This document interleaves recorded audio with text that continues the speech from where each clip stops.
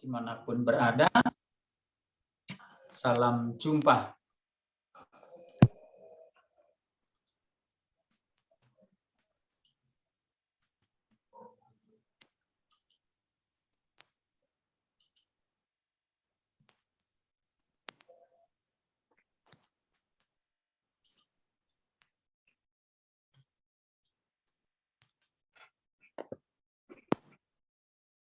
Baik, pertama, sekali lagi saya menyapa Anda. Terima kasih untuk kesempatan kita bisa bersama, Bu Regina dan kelompok doa dan Anda semua yang berpartisipasi dalam pertemuan kita pada kesempatan ini.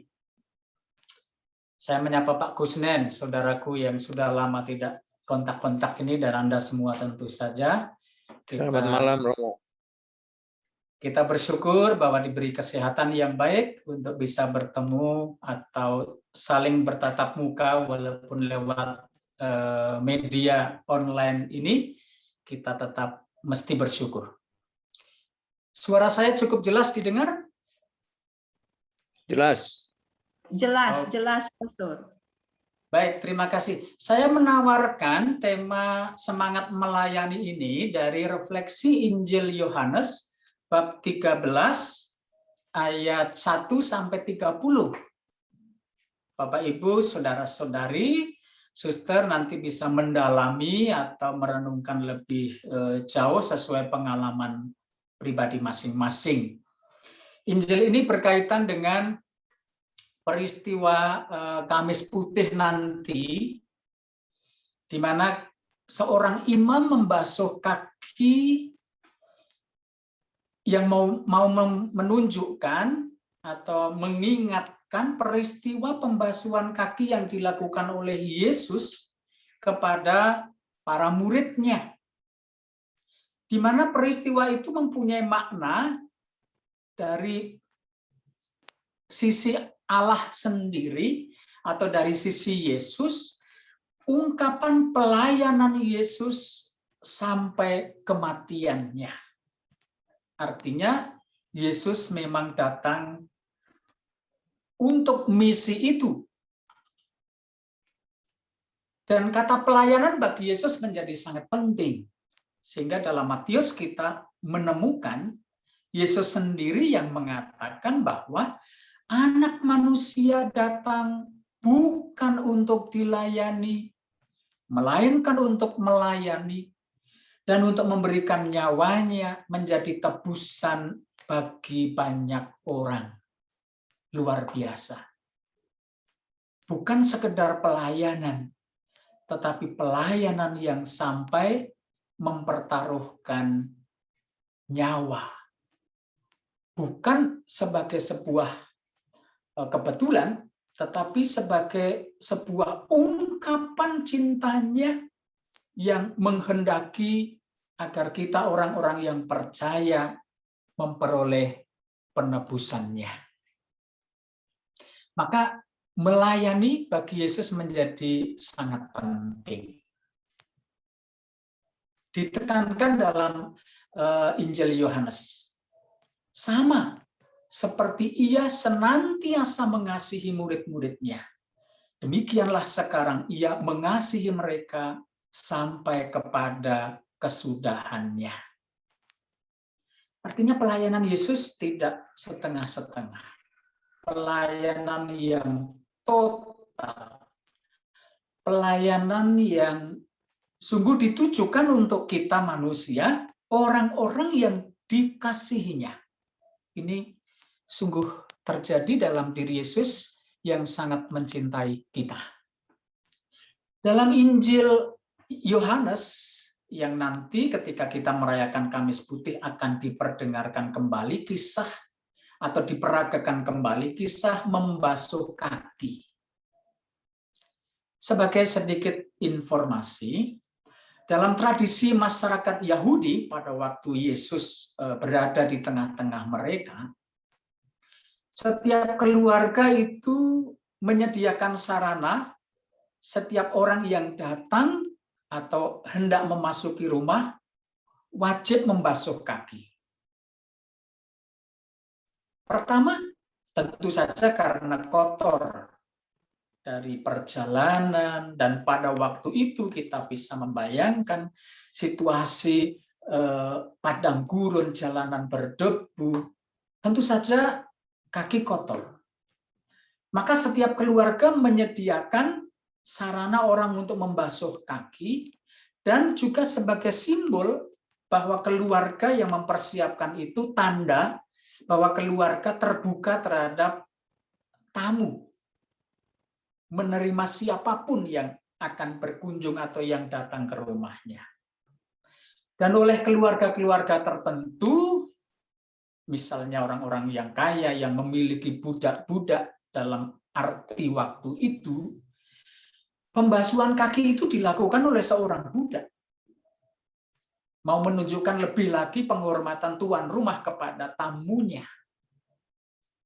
Maka tradisi membasuh kaki sebagai sebuah kultur, tetapi juga sebuah kebiasaan religius waktu itu, di mana membasuh kaki adalah tanda penerimaan, tanda dalam tanda kutip juga pemurnian, penyucian dari kekotoran tubuh.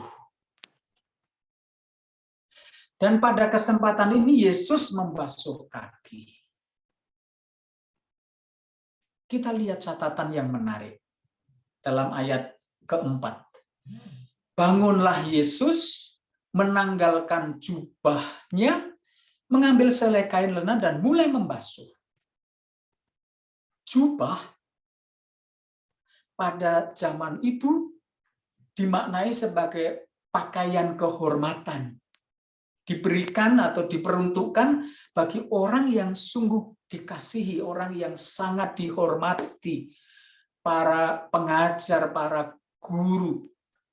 Dan Yesus melepaskan atau menanggalkan simbol kehormatan, simbol tanda kasih yang dia terima.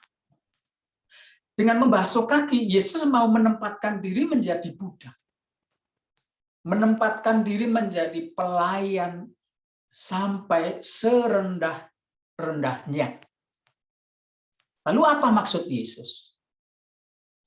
Tentu saja membaca Injil Yohanes bab 13 tadi, kita akan menemukan bahwa apa yang dilakukan oleh Yesus adalah teladan merendahkan diri dalam melayani Tuhan dan sesama. Melayani dalam taraf apapun pasti didasarkan dengan spiritualitas atau semangat kerendahan hati ini. Di sana tampak bahwa Yesus menunjukkan cinta sejati yang disertai dengan pengorbanan. Tidak ada pelayanan cinta yang murni tanpa rela berkorban. Nah, apa yang terjadi? Kadangkala sikap ini tidak mudah ketika manusia terbelenggu oleh sikap egois, angkuh, sombong, merasa diri benar, merasa diri berkuasa, mudah meremehkan orang lain. Melayani menjadi sulit, apalagi merendahkan diri. Ada kecenderungan manusiawi, kita sadari atau tidak, kita itu lebih nyaman kok atau lebih senang dilayani. Kecenderungan yang kadang terjadi begitu saja, tetapi ada orang-orang tertentu yang menjadi pola hidup. Jadi menjadi lebih senang dan bahkan menuntut untuk dilayani. Nah, ini yang tentu harus hati-hati. Nah, pembasuhan oleh Yesus, ada catatan lain yang menarik juga. Dalam ayat 11 dikatakan bahwa tidak semua kamu bersih. Sebagai persekutuan, Yesus mau mengatakan bahwa dari 12 orang yang terpilih ada Yudas Iskariot yang akan menyerahkan Yesus, mengkhianati dia. Namun yang jauh lebih mendalam adalah bukan dosa dalam arti sebagai persekutuan, ada salah satu di antaranya yang menjadi penyebab, tetapi secara individu, secara personal, Yesus mengingatkan bahwa kita masing-masing telah berdosa. Kita sudah dibaptis, sudah dipermandikan, sudah disucikan dari segala dosa, bahkan mendapat tempat dalam kerajaan surga sebagai anak-anak Allah, sebagai anggota gereja. Namun kita masih jatuh dalam kekotoran, jatuh dalam dosa. Maka Yesus mengatakan, tidak semua kamu bersih. Secara pribadi, kita pun juga orang-orang yang berdosa, memiliki kejatuhan, kekotoran, kesalahan. Maka, apa yang kita perlukan? Memberikan diri dibasuh. Seperti Petrus yang semula tidak mau, karena merasa tidak pantas. Guru yang saya hormati, mosok menjadi budak yang harus membasuh kaki saya. Dan Petrus mengatakan, tidak mau. Tetapi Yesus menjawab, kalau aku tidak membasuh engkau, engkau tidak mendapat bagian di dalam aku. Maka memberi diri dibasuh menjadi penting. Karena kita ingin agar kita pun disucikan. Kita ingin agar kita pun diselamatkan. Maka sekali lagi, merelakan diri untuk dibasuh adalah kesadaran bahwa ternyata kita orang yang berdosa. Nah, Bapak, Ibu, Saudara-saudari, suster, mengikuti Yesus ada konsekuensi yang dalam tindakan Yesus, lalu dalam pengajarannya, dalam pesan-pesannya itu, dalam ayat 13 dan 14 dikatakan, kalau kamu menyebut aku guru dan Tuhan, dan katamu itu tepat, sebab memang akulah guru dan Tuhan. Dan jikalau aku membasuh kakimu, aku yang adalah Tuhan dan gurumu, maka kamu pun wajib saling membasuh. Jati diri dan relasi kita dengan Yesus dikatakan atau disebutkan sebagai guru dan murid. Dan kita sebagai murid-murid Yesus memiliki kewajiban untuk menjalankan perintah. Perintah seperti yang Tuhan katakan, kamu pun wajib saling membasuh. Mengapa Yesus mengatakan itu? Karena Yesus juga sekaligus memberikan teladan. Supaya kamu juga berbuat hal yang sama seperti yang telah kuperbuat. Nah, saudara-saudari, Yesus bukan hanya memberikan perintah, tetapi Yesus tahu pelayanan cintanya selalu ditujukan pertama-tama untuk keperluan kita. Maka dalam ayat 17, Yesus mengatakan, jikalau kamu tahu semuanya ini, maka berbahagialah kamu jika kamu melakukannya. Kita tahu konsekuensi mengikuti Yesus, yaitu melayani, mencintai, dan kita terpanggil untuk melakukannya. Dan pasti Bapak, Ibu, Saudara-saudari, suster, semuanya Anda sudah melakukannya. Dan yang juga lebih penting, berbahagia. Berbahagia karena melayani. Berbahagia karena mencintai. Nah, ini yang dijanjikan oleh Yesus. Jikalau kamu tahu, berbahagialah kamu karena kamu melakukannya. Melayani satu sama lain. Nah, saudara-saudari, bahagia karena melakukannya ini menjadi sangat penting. Karena bagaimanapun juga kebahagiaan itulah yang senantiasa kita rindukan untuk boleh kita alami dalam pengalaman suka dan duka, jatuh bangun yang terjadi dalam kehidupan kita. Maka untuk kita menemukan dan mengalami kebahagiaan itu, ada unsur penting yang harus kita sadari adalah ada semangat untuk melayani. Semangat yang dari kata roh atau spirit, sesuatu yang menjiwai, sesuatu yang hinggap dalam hati, dalam pikiran, dalam perasaan, yang kemudian menggerakkan sesuatu untuk mewujudkan pelayanan itu. Semangat, ada roh, ada api, ada jiwa. Maka di situ kita bisa menemukan alasan atau motivasi dalam semangat pelayanan kita. Saudara-saudari, lingkup melayani itu dimanapun saja kita berada. Di rumah, di keluarga, di lingkungan masyarakat, di lingkungan pekerjaan, di gereja, di pinggir jalan, ketika kita bertemu dengan orang yang tidak kita kenal sekalipun. Pelayanan menjadi kesempatan yang seringkali juga ditawarkan oleh orang-orang yang membutuhkan uluran tangan kita. Ada banyak orang yang membutuhkan pelayanan yang mungkin enggan atau merasa sungkan untuk meminta. Maka dimanapun kita bisa menemukan lahan, ladang, untuk kita bisa mewujudkan apa arti melayani bagi orang-orang di sekitar kita. Nah, ini lingkupnya.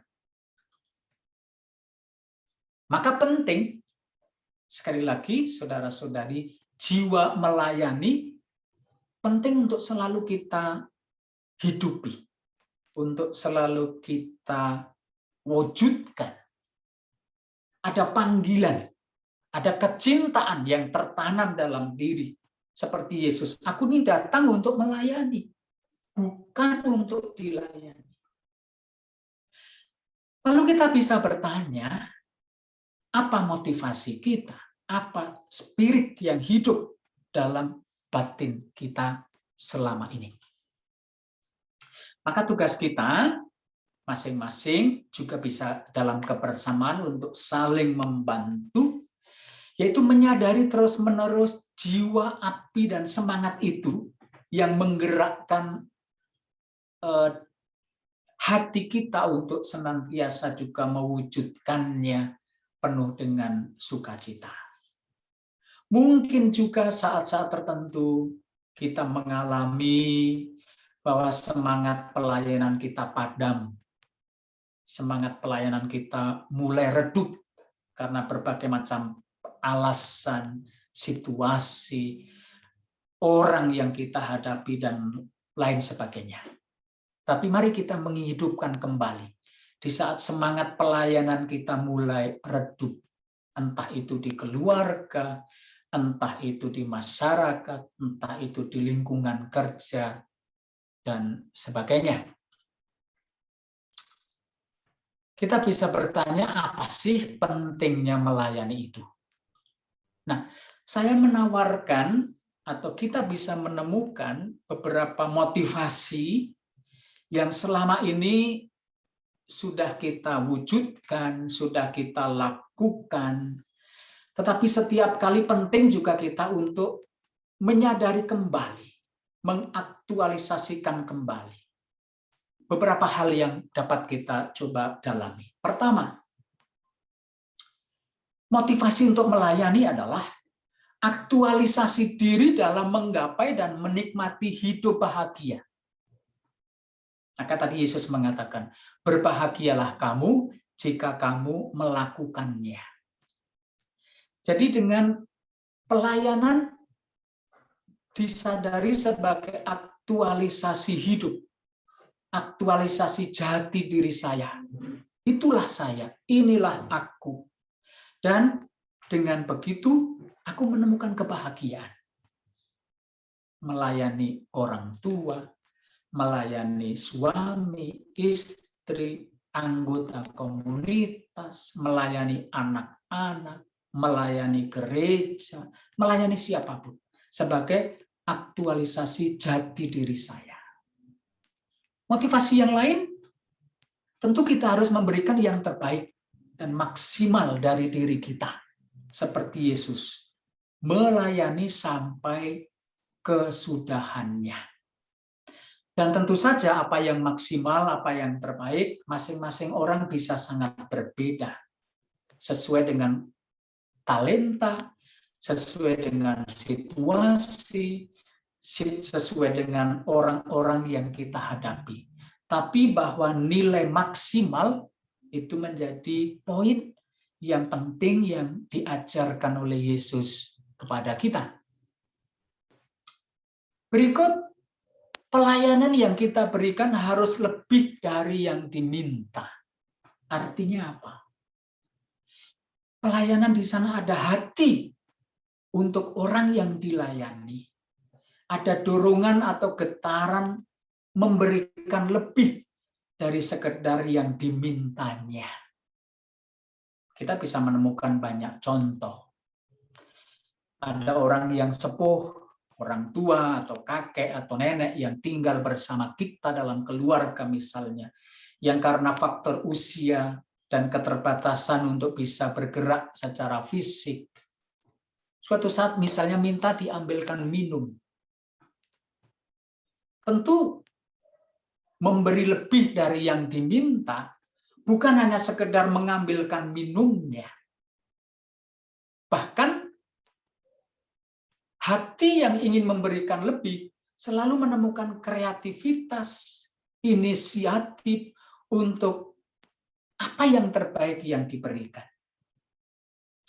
Kita bisa meneladani semangat-semangat orang-orang di masyarakat atau dalam keluarga-keluarga Anda sendiri, satu sama lain, yang memberikan lebih dari yang diminta. Misalnya ketika Anda pergi ke layanan publik, seringkali orang itu mengatakan ada yang lebih bisa saya bantu. Ungkapan di mana orang mau memberikan yang terbaik, lebih dari sekedar yang diminta. Lalu yang berikut, motivasi yang menjiwai kita, kita bisa merenungkan bahwa pelayanan adalah investasi, penjual bagi peluang hidup dan masa depan orang. Hukum tabur tuai berlaku dalam hal ini juga. Kita melayani anak-anak bukan karena pamrih. Saya percaya Bapak Ibu mencintai anak-anak bukan karena pamrih. Tetapi disitulah ada dimensi investasi, peluang bagi hidup dan masa depan anak-anak menjadi lebih baik. Karena kita melayani, mencintai, memberikan yang terbaik. Dan pada saatnya yang menabur akan menuai. Maka tidak ada alasan untuk minimalis karena pelayanan yang kita berikan tidak menghasilkan uang atau tidak menghasilkan pujian. Menarik juga dalam arti tertentu, misalnya seorang anak dijanjikan diberi uang kalau melakukan ini, diberi hadiah kalau melakukan sesuatu, ya sebagai segi lain untuk pendidikan tentu saja baik. Tetapi tentu saja juga harap hati-hati. Karena kalau anak tidak menangkap nilai, maka hanya sekedar demi hadiah, demi reward, orang melakukannya. Sehingga melakukannya akan menjadi minimalis. Maka penting bagi kita, sekali lagi, tidak ada alasan untuk minimalis hanya karena mungkin dan pasti setiap hari kita tidak mendapatkan pujian atau kita bukan orang yang bisnis oriented, apalagi di tengah keluarga, komunitas di sekitar kita.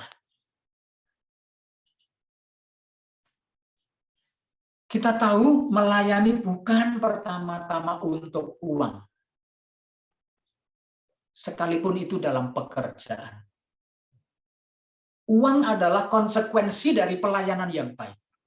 Uang adalah berkat Tuhan dari apa yang terbaik yang sudah kita lakukan. Maka kita melayani bukan pertama-tama untuk uang. Uang adalah motivasi yang paling rendah dari segala alasan-alasan yang lain. Pelayanan yang terbaik menjadi motivasi bagi orang lain untuk menjadi bagian dari kita, untuk melakukan sesuatu. Misalnya, seorang anak akan mudah lebih untuk mengerti apa arti melayani, apa arti memberi untuk orang lain ketika seorang anak menjumpai bahwa papa, mama, kakak, atau orang yang lebih dewasa telah mengajarkan apa arti pelayanan terbaik itu. Dan di situ dengan sendirinya akan tertanam sebuah motivasi anak atau orang lain untuk meniru, untuk melakukan hal yang sama. Karena kita sudah mendapatkan itu dari orang-orang di sekitar kita. Maka pelayanan yang terbaik, sarana yang efektif untuk memotivasi orang lain secara tidak langsung. Dan semangat melayani ini cara efektif untuk menjangkau orang. Artinya, orang akan mengerti, akan menjadi bagian kita bahkan ketika mengalami pelayanan yang terbaik itu diterima dari kita. Orang yang sungguh dilayani adalah orang yang akan menjadi mudah untuk memahami bagaimana melakukan hal yang sama untuk orang-orang di sekitarnya. Nah, Bapak, Ibu, Saudara-saudari, pengalaman-pengalaman pribadi Anda masing-masing yang selama ini, bahkan sampai pada usia, boleh dikatakan usia lanjut, bagi sebagian Anda, tentu pengalaman-pengalaman yang berharga, yang selama ini memotivasi, selama ini juga pasti sudah ditiru oleh begitu banyak orang yang Anda jumpai, menjadi motivasi bagi banyak orang untuk ikut ambil bagian dalam melayani itu. Saudara-saudari, kita melihat juga motivasi spiritual atau alasan rohani mengapa kita melayani atau mengapa kita harus melayani. Dalam surat Paulus kepada umat di Kolose bab 3 ayat 23 dikatakan, apapun juga yang kamu perbuat, perbuatlah dengan segenap hatimu seperti untuk Tuhan dan bukan untuk manusia. Kadang ini tidak mudah. Tapi itulah nasihat rohani. Dan pasti sesuatu yang juga bisa diwujudkan. Bahkan bagi Anda, pengalaman Anda menunjukkan mudah untuk mewujudkan itu. Dan itu bisa, dan Anda harus bagikan. Apapun yang kamu perbuat, perbuatlah dengan segenap hati seperti untuk Tuhan. Karena apa? Allah berhak mendapat yang terbaik sebagai tanda pujian dan syukur kita atas kasih Allah yang sudah lebih dahulu melayani kita. Pelayanan adalah kasih kita kepada Allah. Kalau tidak hanya manusiawi saja. Yang kamu lakukan untuk saudaraku yang paling hina, kamu melakukannya untuk aku, untuk Yesus. Hal lain, ingat bahwa kita semua tanpa terkecuali adalah rasul-rasul Yesus. Maka kita bertindak sebagai duta Kristus ketika menjadikan pelayanan itu sebagai kesaksian bahwa aku adalah murid Kristus. Dalam Galatia bab 6 ayat 2 dikatakan, bertolong-tolonglah menanggung bebanmu, demikianlah kamu memenuhi hukum Kristus. Di sini kita diajak untuk menciptakan suasana bahwa pelayanan itu milik kita. Memang dalam keluarga, dalam gereja, dalam komunitas, dalam lingkungan kerja, masyarakat, ada pembagian-pembagian tugas, dan itu penting. Tapi tidak berarti lalu orang hanya fokus pada tugas kita saja, tidak peduli pada tugas lain. Menarik, ada cerita kecil di mana seorang suami dikunjungi oleh temannya ke rumah. Suami itu didapati sedang membantu mencuci piring yang baru saja dipakai makan bersama. Yang dalam konsep umum atau kebanyakan orang, mencuci itu ya tugas istri, tugas para perempuan, para wanita.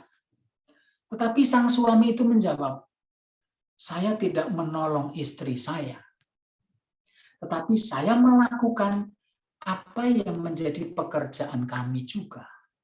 Ini bukan soal pekerjaan siapa atau tugas siapa, tetapi pelayanan harus menjadi milik kita.